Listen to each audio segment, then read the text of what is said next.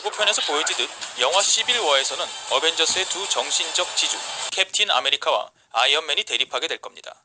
도대체 둘은 왜 싸워야 할까요? 그게 영화의 주된 내용이니까 우리가 굳이 먼저 알 필요는 없겠죠. 하지만 왜 하필 이 둘이 싸우는지에 대해서는 생각해 볼 수 있겠죠. 캡틴 아메리카와 아이언맨, 왜 하필 이 둘이죠? 그 이유는 지금까지 개봉한 영화들을 통해서 이 두 영웅이 지나온 여정들을 돌아보며 각 영웅의 입장을 살펴보면 알 수 있습니다. 본 영상은 캡틴 아메리카의 이야기를 들어보는 입장을 살펴보려는 영상입니다. 기본적으로 캡틴 아메리카의 여정은 질서 안에 있던 존재가 인위적인 질서의 모순을 발견하고 그곳으로부터 튀어나오려는 여정입니다. 그의 이야기를 조금 더 자세히 알아볼까요? 2차 세계대전이 일어나고 있는 1943년, 자그마한 체구, 병약한 몸을 가진 스티브 로저스는 어딜 가나 무시당하는 가진 것이 별로 없는 남자였습니다. 그런 그가 가지고 있던 것은 딱 두 가지, 언제 어디서나 든든한 편이 되어주는 친구 제임스 반즈, 일명 버키, 그리고 누구보다 선량하고 정의로운 본인의 마음이었습니다. 신체적으로는 아주 약할지 모르지만 옳지 못한 일이라면 승산 없는 싸움에도 기꺼이 뛰어드는 그의 정의로운 마음은 병약한 그의 몸과는 조화를 이루지 못하며 그를 더 희한한 괴짜로 만들고, 그리고 이런 기질은 독일 출신의 과학자 아브라함 에스카인 박사의 눈에 들어가죠. 미군을 위해 자신이 연구해온 슈퍼솔저 프로젝트에 가담할 청년을 찾고 있던 박사는 주위의 우려에도 불구하고 스티브를 슈퍼솔저 프로젝트의 1호 대상자로 지목합니다. 이 프로젝트는 인간 본래 내면을 더욱 증폭시키기 때문에 몸이 아니라 마음이 건강한 사람이 필요하다고 말하면서 말이죠. 전쟁 중에 나라를 위해 뭔가 하고 싶었던 스티브는 당연히 그의 제안을 받아들입니다.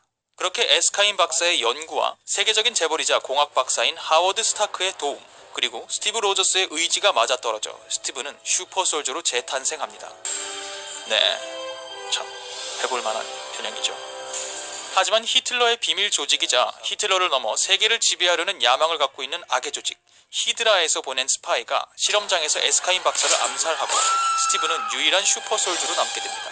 전투 참여보다는 캡틴 아메리카라는 이미지로 홍보용 캐릭터로만 이용되던 스티브는 위문 공연차 들렸던 한 부대에서 군 훈련소에서부터 만나 묘한 감정을 싹 틔우던 카토 요원을 다시 만나게 되고요. 그녀로부터 자신이 공연을 하고 있는 부대가 버키가 속해 있는 부대이며 현재 버키가 적에게 납치되어 있다는 사실도 알게 됩니다.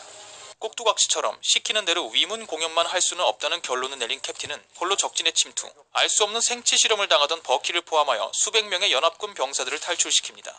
그리고 그 전과를 인정받아 실제 전투에 투입되기 시작하는 틴 아메리카. 버키를 포함하여 자신이 직접 선택한 정예 병사들과 함께 히드라의 요새들을 파괴해갑니다. 하지만 히드라의 과학자 졸라 박사를 납치하는 과정에서 욕하는 거 아니에요. 히드라의 과학자 졸라 박사를 납치하는 과정에서 절친한 친구 버키가 달리는 기차에서 떨어지며 행방불명되고 맙니다. 친구를 지키지 못했다는 죄책감과 자유를 수호해야 한다는 의무감은 캡틴을 더 강하게 만듭니다. 캡틴은 히드라의 수장인 레드스컬과 대면하게 되고 세계를 파괴하려는 그의 계획을 저지합니다. 하지만 레드스컬과 대결을 벌인 비행기가 뉴욕으로 추락하도록 설정되어 있다는 것을 알고는 무전으로 카터 요원에게 작별 인사를 한 뒤 비행기를 빙하로 추락시킵니다. 빙하에서 냉동인간이 되었던 스티브 로저스가 다시 깨어난 것은 약 70년 뒤의 뉴욕. 자신에게 방패를 선물해줬던 동료 하워드 스타크는 이미 세상을 떠났고 카터 요원은 할머니가 되었습니다. 캡틴이 없는 동안 동료들은 세계 평화를 지킬 특수 조직 쉴드를 만들었고 쉴드의 닉 퓨리 국장은 캡틴을 어벤져스의 멤버로 합류시킵니다. 그리고 만나게 된 하워드 스타크의 아들 토니 스타크, 일명 아이언맨. 올곧고 철저히 규율대로 움직이는 스티브의 눈에 토니는 너무도 제멋대로이고 자제를 할 줄 모르는 플레이보이에 불과합니다. 자신은 지금의 능력과 경험을 얻기 위해 많은 것을 잃었고 자신이 가진 힘에 대한 책임을 항상 느끼고 있는데 반해 토니 스타크는 부모의 재력과 지식을 노력 없이 받은 데다가 갖고 있는 힘조차 자기 과시용으로 쓰고 있는 것 같이 보였기 때문이죠.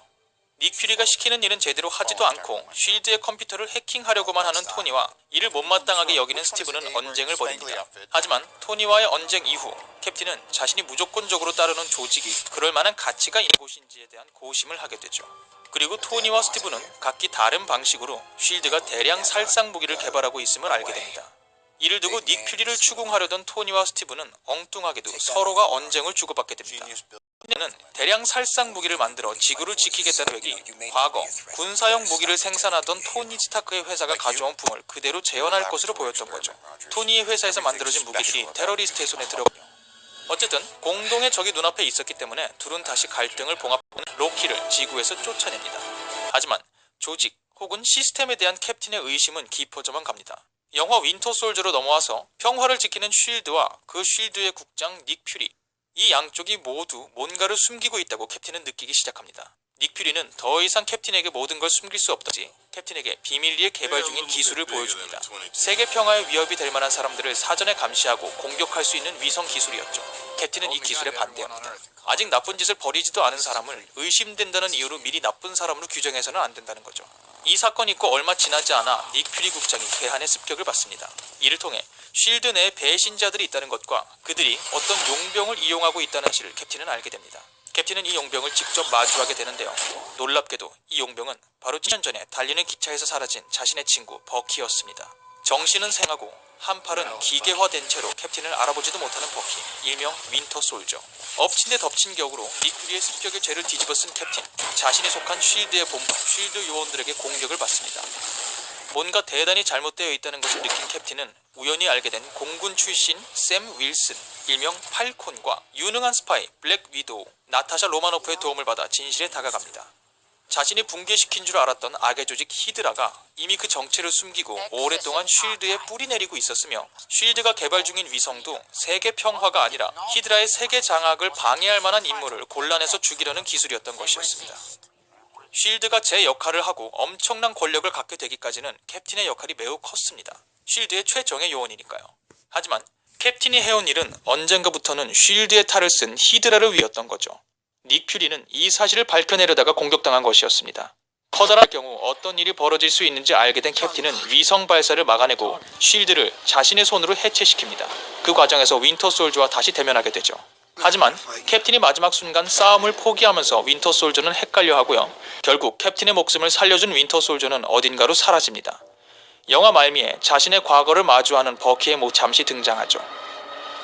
이처럼 캡틴의 여정은 선량한 마음을 갖고 시스템의 명령을 받고 살던 존재가 시스템이 부패할 경우 어떤 일이 일어날 수 있는 반시스템적인 존재로 발전해 나가는 여정입니다.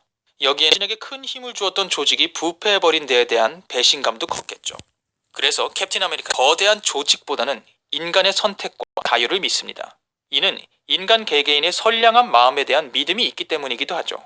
물론 캡틴 그 자신이 흔들림 없는 정의로운 마음을 갖고 있기 때문이기도 합니다. 그렇기 때문에 거대한 시스템을 만들어서 아무도 못된 짓을 못하게 막는 방법은 캡틴의 입장에서는 인간의 자유를 빼앗는 것입니다. 그것보다는 수동적이라는 비판을 받더라도 못된 짓을 하는 사람이 나타나면 그때 그 사람을 막는 방법을 택하는 거죠.